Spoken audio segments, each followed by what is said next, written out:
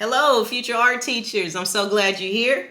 The industry needs you, and I'm here to help. Today, I'm going to show you how you can pass your Praxis Art Content Knowledge exam the very first time you take it. I'm going to show you what to study, give you suggestions on how to study, and also show you a few of my secret weapons that I use to study for my exam.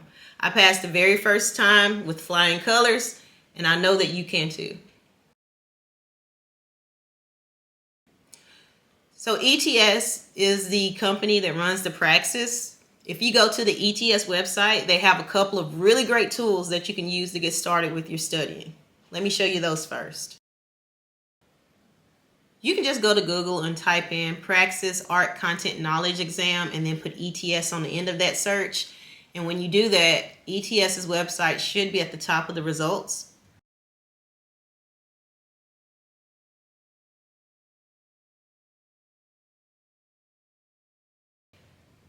This section that's labeled Praxis for test takers, you're going to click on that, and what should open is a couple of different things. You have a Word document and you have a PDF. The PDF is a little booklet. It tells you everything that will be on the test. It tells you what percentages of content will be on the test. So like the largest percentage of the test will be art tools and supplies and how to use them. And then the next largest section of the test will be actual art history. And it'll be like the Western art history. So if you continue to scroll down, you will see that there's a list of the test specs.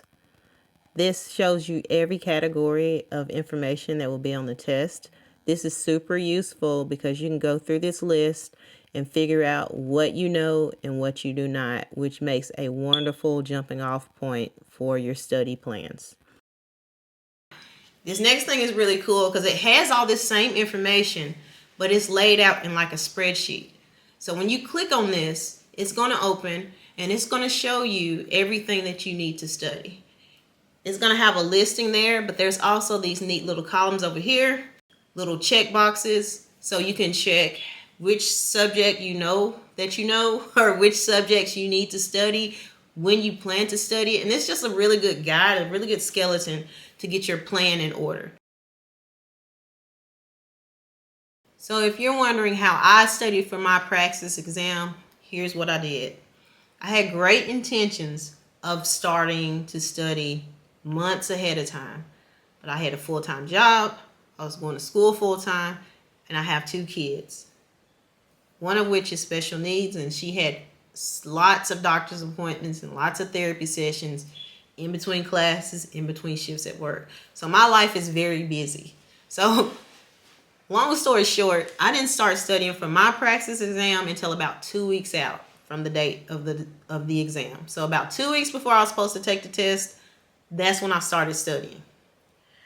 So here's what I did. I went to the ETS website.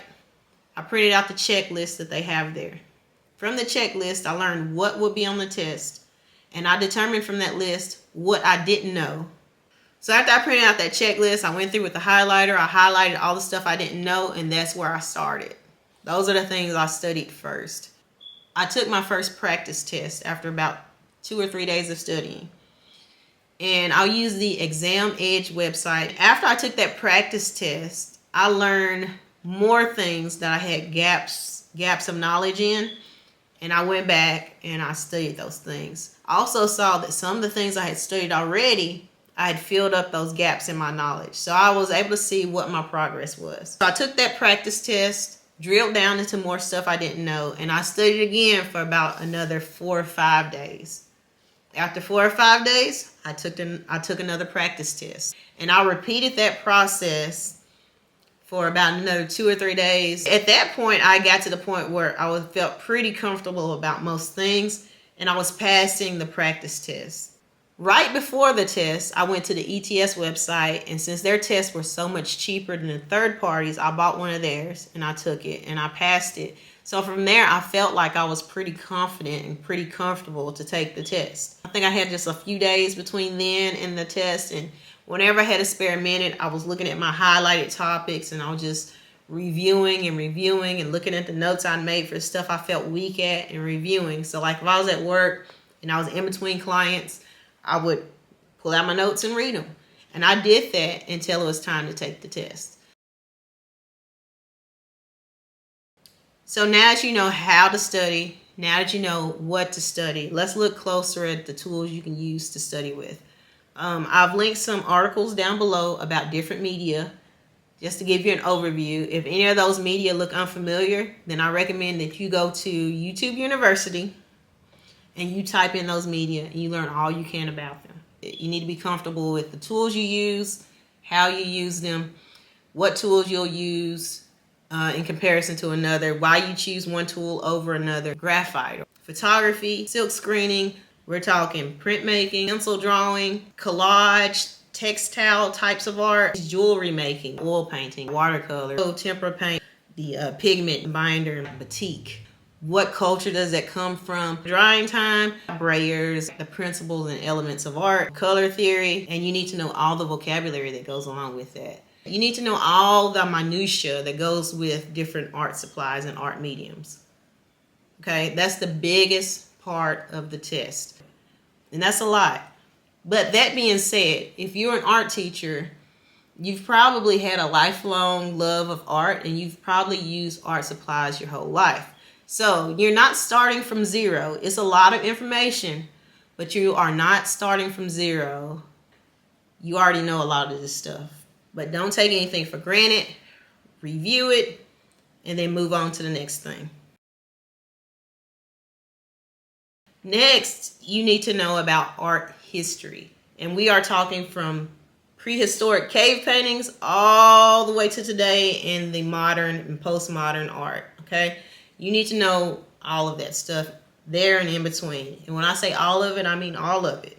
Now that is a lot. For me, the art materials, even though that's a bigger part of the test, I was more well prepared for that. And I'm assuming you are too, more prepared for that section than the art history, okay? Because most high schools, or at least in my part of the country, we don't have art history in high school. You don't get that until college. So one of my things I would recommend you do, if you have enough time, if you're not here at the last minute like I was trying to figure out how to study, if you're not here at the last minute and you got a couple semesters before the praxis, number one, I would recommend that you take Art History 1 and Art History 2, 2 semesters of art history before you take your praxis test. That way it's easily digestible because you're learning it over 2 semesters instead of trying to learn it a week or 2 weeks or a month before the test. So you can, at your own pace, learn these things over those 2 semesters. Now, if you're like me and it's 2 weeks before the test and you're like, why? I think I need to study. This is what you need to do. Here's my secret weapons. Secret weapon number 1, Art History for Dummies. And then this one. This is the MVP right here. This is the MVP. Mona Lisa. The annotated Mona Lisa. This is by Carol Strickland, PhD.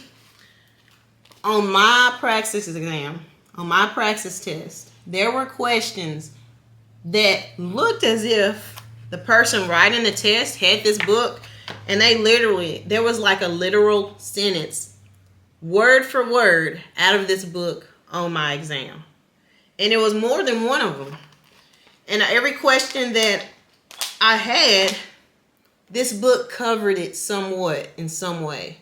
Okay? So the majority of the praxis, for me, in my experience, comes out of this book. If you can do nothing else, if you do not have time, if you got 2 or 3 days, read this book and learn it. Okay? It's not that thick. It's like a 200-page book, which for a history book, you know, is very small. It gives you a nice overview of everything. My second secret weapon is a playlist here on YouTube for the art history. Okay? It is by Otis College. And there's a playlist that one of their professors has put together of all art history. And it starts with prehistoric art and goes all the way through to modern art. Between this book and that playlist, that will cover it all. But like I said, if you have a chance to take art history courses before your praxis, do that, and then take your praxis the very next semester before you have a chance to forget all that stuff you learned.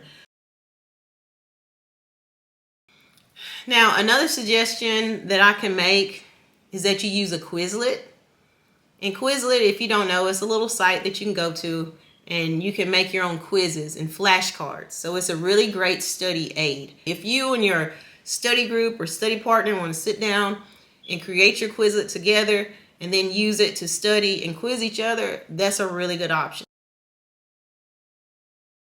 One of the things I really and truly recommend you do is that you spend a little money for a practice test. Take like a pre-test. Take a practice test to see where you stand. That practice test will show you the holes in your knowledge so that you know what you need to study. So as you can see here on the MOMA, Museum of Modern Art website, they have a Learn section where you can go and learn about all different types of art terms, art vocabulary. This section is really helpful if there's things you do not know. As you go through that checklist we got off the ETS website, if there's things you do not know, you can come here and get a nice little summary. What's really great about their art dictionary they have here is that they also have videos for a few of these things. So as you scroll through the vocabulary listing, you can see that some of these have nice little videos that illustrate the definition. And I found this really helpful with a few of the things I didn't know about when I was studying. So from beginning to end, this is how I would say you need to study. Number one, go to the ETS website. Print out that list that I've linked below that shows you what categories are on the test. Go through that listing from beginning to end and highlight anything that you do not know, okay? You can take a second color highlighter and highlight the things that are maybe, You're going to study the urgent things first and the maybe second. And if time allows, the stuff you think you're comfortable with, review that too. Because there will be some vocabulary or some word you haven't used in a long time. And if you don't use it, you lose it, right? After you have studied for a week, or if you're in a compacted schedule like I was for a day or two, then take a practice test. You will see where your holes are. Go back again and continue to study those. Drill down into those things that you have discovered you do not know enough about. Use the tools that I recommended for you to study. I'll use YouTube University for any type of art media that you are unfamiliar with or any type of art technique you are unfamiliar with. Just use YouTube University. Type in whatever it is you're looking for and watch a few videos. To cover your art history, remember, annotated Mona Lisa in the playlist I'm linking down below. Now, once you've done those things, you are ready for your test, okay? You know more than you think you know. So that's all I have for you today. I know that you will do fine on this test. You will pass it. Relax, get a good night's sleep, get a good breakfast, and go take that test. I wish you the best of luck, and I'll see you around the classrooms.